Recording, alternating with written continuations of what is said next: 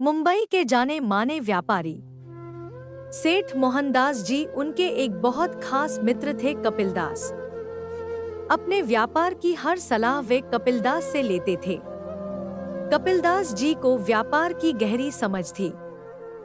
पिछले 40 सालों में मोहनदास जी ने अपना व्यापार कई गुना बढ़ा लिया था। उनकी बड़ी से फैक्ट्री में हजारों मजदूर काम करते थे। आलीशान घर बना लिया था। नौकर चाकर लगे हुए थे। बड़ी बड़ी गाड़ियां। मोहनदास जी की पत्नी का बहुत पहले देहांत हो चुका था। उनका एक बेटा था समीर, जिसे उन्होंने बहुत लाड़ प्यार से पाला था। समीर को सेठ जी ने पढ़ने के लिए इंग्लैंड भेज रखा था।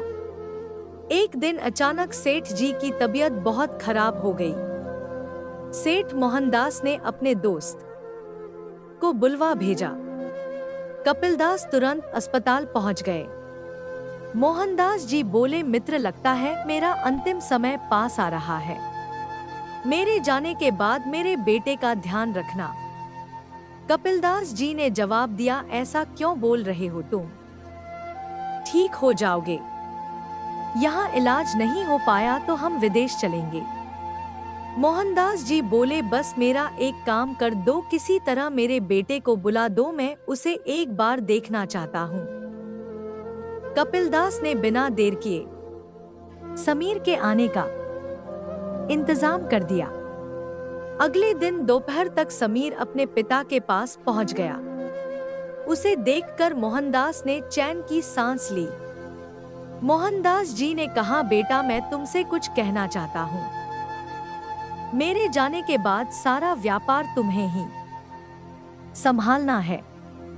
एक बात याद रखना, जब भी किसी ऐसी मुसीबत में फंस जाओ जिसमें से निकलना तुम्हारे वश में न हो, तो मेरे मित्र कपिलदास को याद करना, वे तुम्हें हर मुसीबत से निकाल लेंगे।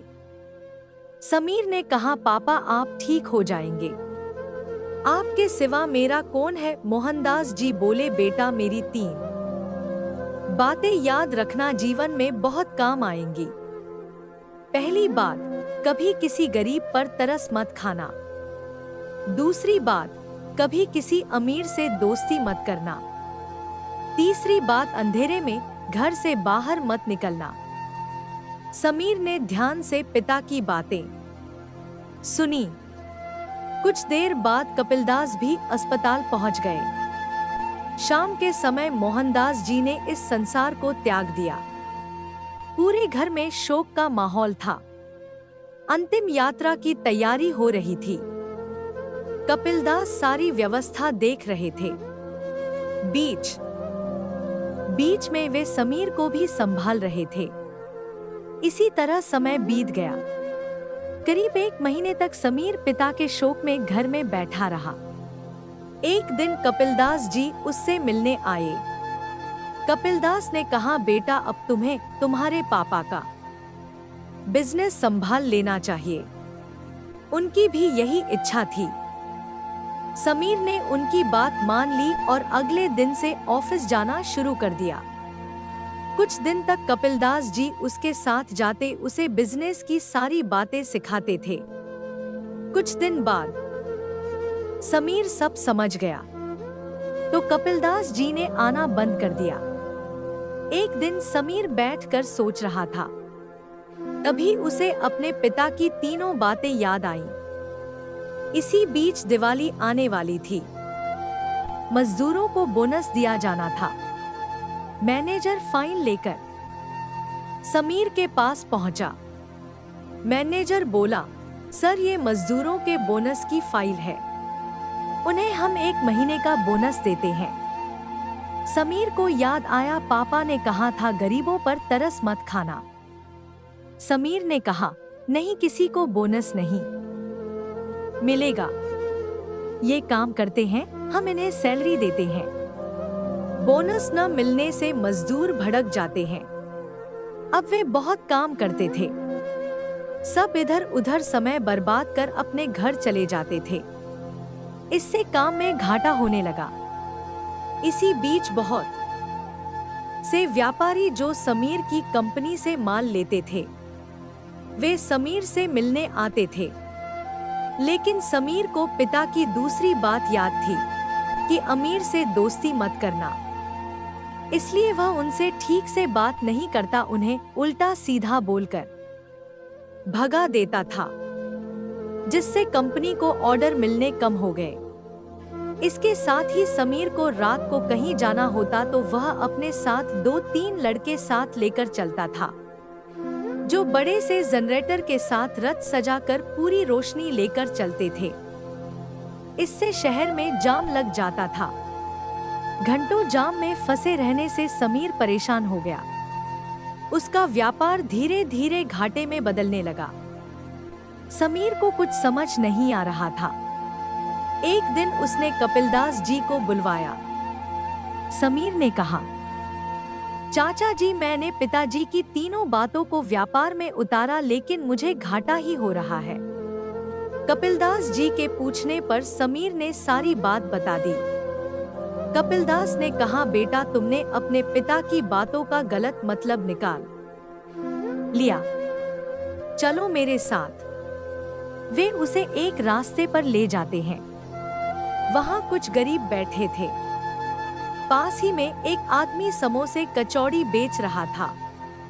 कपिलदास जी बोले, बेटा, तुम्हारे पापा ने कहा गरीबों पर कभी तरस मत खाओ। इसका मतलब यह है, अगर आज तुम जाकर इन गरीबों में ये समोसे खरीद कर बांट दो तो इन्हें बिना मेहनत खाने की आदत पड़ जाएगी। कल जब तुम्हारी गाड़ी यहाँ से गुजरेगी तो ये इंतजार करेंगे कि अब समोसे मिलेंगे। इससे अच्छा है हमें इन्हें काम सिखाना चाहिए, जिससे ये मेहनत करके खा सके, न कि इन पर तरस खाकर इन्हें भीख देनी चाहिए। समीर बोला, ओहो, पापा ने इतनी गहरी बात कही थी, मैं समझ न सका। अगले दिन समीर कपिलदास जी के साथ फैक्ट्री गया। वहां जाकर उसने सभी मजदूरों से माफी मांगी और उन्हें 2 महीने का बोनस दिया, जिससे सभी मजदूर खुश होकर मेहनत से काम करने लगे। उसके बाद वे ऑफिस में आकर बैठे। कपिलदास जी बोले, सुनो बेटा, तुम्हारे पिता ने कहा कभी किसी अमीर से दोस्ती मत करना। इसका मतलब था कि व्यापार सबसे करो, लेकिन दोस्ती मत करो, क्योंकि अगर इनसे दोस्ती करोगे तो ये तुम्हारे सारे राज निकलवा लेंगे। कहाँ से कच्चा माल लाते हो, कितने का बनता है, कैसे बेचते हो, और साथ ही ये तुम्हें बुरी आदतों जैसे शराब आदि की लत लगा देंगे, इसलिए इनसे बचने को कहा। समीर ने कहा, लेकिन मैंने तो सबको भगा दिया। कपिलदास जी बोले, तुम चिंता मत करो, सब मुझे अच्छे से जानते हैं, मैं कह दूंगा। पिता के जाने के कारण बच्चा दुखी था। कुछ दिन हम थोड़ा सस्ता करके माल बेचेंगे, सब आ जाएंगे। समीर बोला, चाचा जी, आपने मुझे बचा लिया, अब तीसरी बात भी बता दो, मैं शाम कहीं भी जाता हूँ फंस जाता हूँ। कपिलदास जी ने बताया, तुम्हारे पिता ने कहा था अंधेरे में घर से मत निकलना। इसका मतलब था शाम को तुम अब ऑफिस से घर आओ तो अपने घर वालों के साथ समय बिताओ, घर का खाना खाओ, जिससे तुम्हारी सेहत सही रहे। तीसरी बात, तुम्हारे पास बहुत पैसे हैं, रात को गुंडे बदमाश तुम पर हमला कर सकते हैं। समीर को अब अपने पिता की बातों की गहराई समझ में आ गई। वह उनके बताए हुए रास्ते पर चलने लगा। कुछ ही समय में उसका व्यापार पहले से भी अच्छा चलने लगा। इधर कपिलदास जी ने एक अच्छी सी लड़की देखकर समीर का विवाह करा दिया। इस कहानी से हमें ये सीख मिलती है कि हमारी दुनिया में हमारे बड़ों का होना कितना जरूरी है। इसलिए हमें सभी बड़े बूढ़े लोगों का आदर सम्मान दिल से करना चाहिए।